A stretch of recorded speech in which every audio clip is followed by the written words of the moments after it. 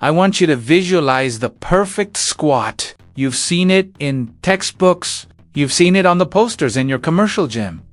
The stick figure is perfectly upright. The shins are parallel to the torso. The thighs are perfectly parallel to the floor. The bar path is a straight vertical line. It looks beautiful. It looks symmetrical. It looks ... logical. Now I want you to look at yourself in the mirror when you squat. Maybe you fold over like a lawn chair. Maybe your heels pop off the ground. Maybe your knees cave in. Maybe your butt tucks under at the bottom. And what is your internal monologue? You blame yourself. You think, I am broken. I'm tight. I am weak. You spend hours foam rolling your IT bands. You force your feet forward because an influencer told you toes out is cheating. You force your chest up even though it feels like your lumbar spine is being crushed in a hydraulic press. Stop. You are not broken. You are simply fighting your own skeleton. The perfect squat does not exist. It is a myth created by people who do not understand physics, anthropology, or variance in human osteology.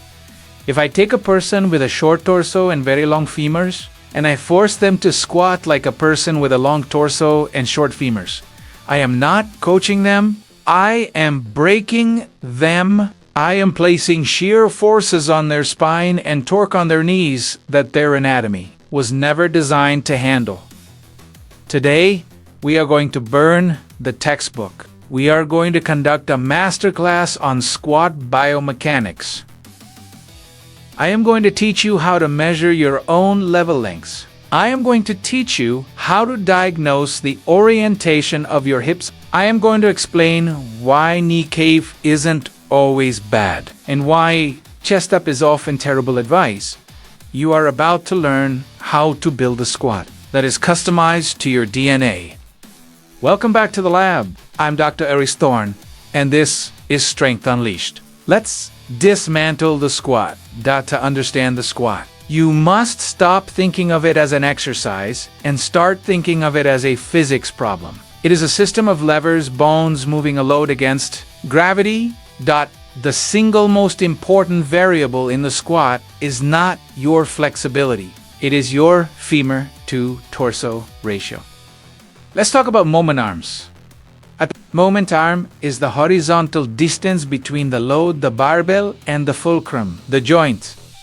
Torque equals force x moment arm. The longer the moment arm, timore force torque. Your muscles must produce to move the weight. Scenario A. The squat god. Short femur. Long torso. Imagine a Chinese Olympic weight. Short legs. Long upper body. When they bend their knees, because their femur is short, their hips don't travel very far back horizontally. This keeps the barbell very close to the hip joint. The moment arm on the hip is short. To keep the bar over the midfoot balance, they can stay extremely upright. Result: massive quad stimulus, very little lower back stress. They can squat as two grass effortlessly. Scenario B. The folder, long femur, short torso now. Imagine a lifter with very long legs and a short torso. Think NBA player. When this person bends their knees, that long femur pushes their hips way back behind their heels. If they try to keep their chest up vertical like scenario, their center of mass shifts backward. They will fall onto their butt. Physics dictates this. To prevent falling backward, they must lean their torso forward. They have to fold. By leaning forward, they bring the barbell back forward over the midfoot to counterbalance the hips. The reality check: if you have long femurs, forward lean is not a mistake. It is a necessity. If you try to fight this by forcing an upright torso, you will hyperextend your lower back to fake the posture. This jams your facet joints together. The diagnostic: measure your femur hip bone to knee. Measure your torso hip bone to shoulder. If your femur is significantly longer relative to your torso, you are a hip dominant squatter. Embrace the lean. You will never look like the textbook diagram, and you shouldn't try. We have covered length. Now we must cover structure, the hip joint. The hip is a ball and socket joint. The ball is the head of the femur. The socket is the acetabulum on your pelvis.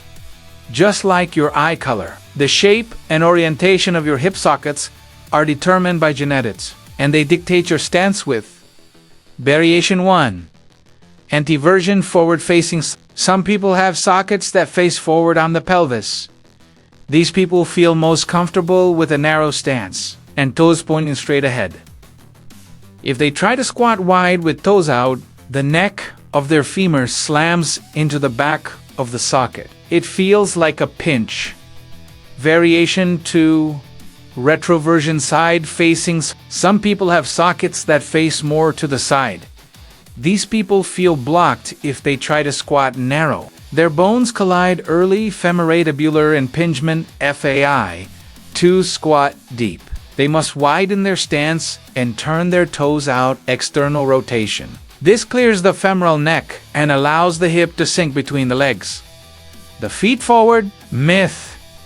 Coaches who scream feet forward, shoulder width to a room full of people are ignorant of anatomy. For a retroverted hip, feet forward is a recipe for grinding the labrum cartilage of the hip. The diagnostic, the rock back test. Get on your hands and knees quadruped position. Keep your spine neutral. Test 1. Bring knees together. Push your hips back towards your heels. Where do you stick? Do you feel a pinch in the front groin? Test 2. Widen your knees. Turn your feet out. Push your hips back. Can you go deeper? Does it feel smoother? If you can sink your butt to your heels with wide knees but get stuck with narrow knees, you are a wide stance squatter. Stop forcing narrow. Embrace the wide stance. It is not cheating. It is your anatomy. We have the hips. Now we look at the foundation, the feet and ankles. The myth. Don't let your knees go past your toes. This is garbage advice. It increases shear force on the spine. For the hips to sink, the knees must travel forward dorsally. If you restrict knee travel, your hips must travel further back. This increases the moment arm on the lumbar spine. You are saving your knees by killing your back. The restriction, however, many people cannot get their knees forward because of stiff ankles. If your ankles are locked, when you try to squat deep, your heels lift off the ground, or you stop knee travel early and fold your chest over excessively to hit depth. The fix: weightlifting shoes. If you have long femurs or stiff ankles, a heeled weightlifting shoe is the cheapest biomechanical fix in the world. A raised heel artificially increases your dorsiflexion. It allows your knee to track forward more with less ankle demand. 4. A long femur lifter. A heeled shoe allows the torso to stay 5 to 10 degrees more upright. It can save your lower back. The tripod foot and rooting. It's not just about mobility, it's about stability. You must learn to root your feet.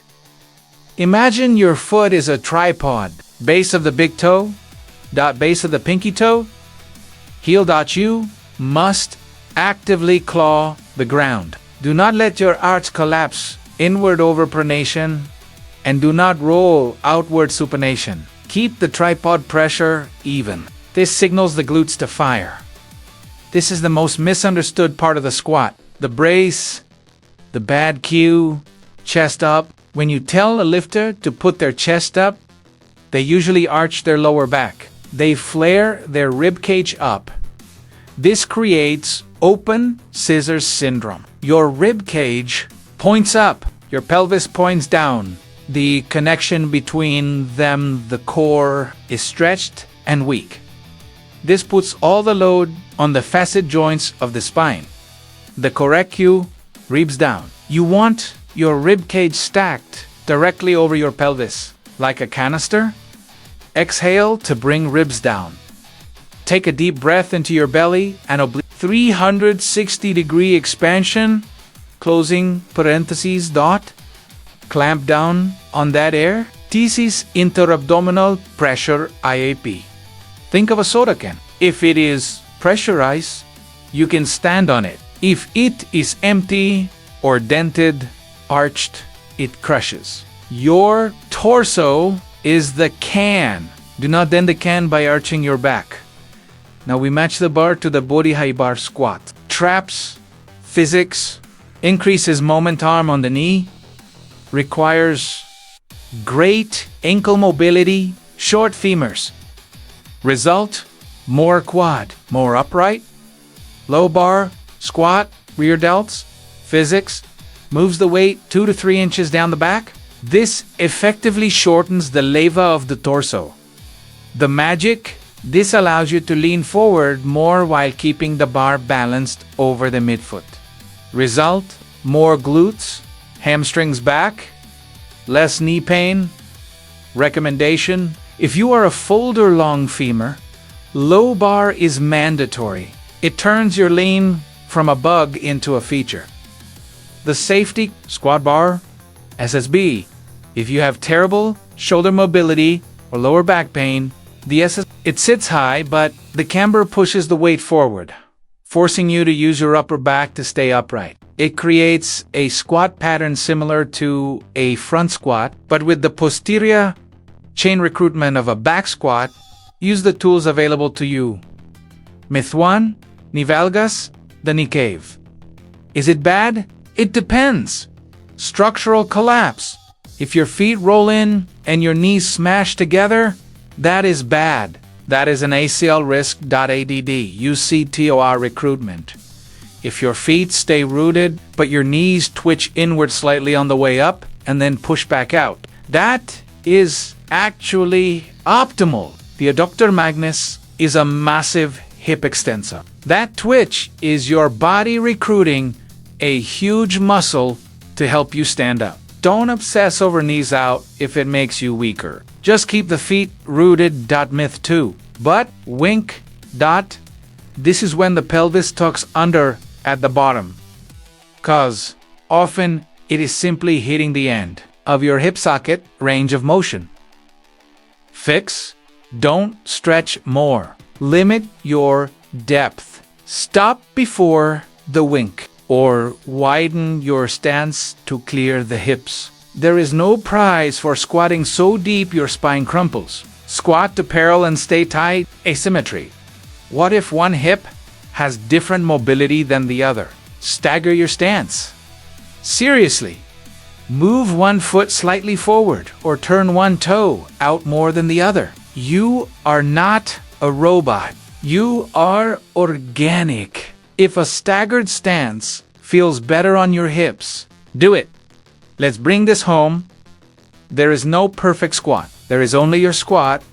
Stop looking at Instagram models or Olympic lifters and trying to mimic their angles. You do not have their skeleton. You do not have their hip sockets. If you have long femurs, your squat will look like a hinge. You will lean forward. That is correct for you. If you have retroverted hips, you will squat wide. That is correct for you. When you fight your anatomy, you invite injury. When you align your training with your biomechanics, you unlock strength you didn't know you had. You remove the brakes. I want you to go to the gym this week and audit your squat. Check your femur length. Check your hip sockets rock back test. Experiment with low bar versus high bar. Check your ankles. Find the stance where you feel strong, stable, and pain-free. That is the perfect form. If this masterclass opened your eyes to the reality of biomechanics, make sure you are subscribed. We are going to do this for every lift, deadlift, bench, overhead press. My question for you today: be honest in the comments. Are you a folder long femur or a squat got short femur? And have you been trying to squat wrong all this time? Let me know below. I'm Dr. Aris Thorne. This is Strength Unleashed. Go find your stance.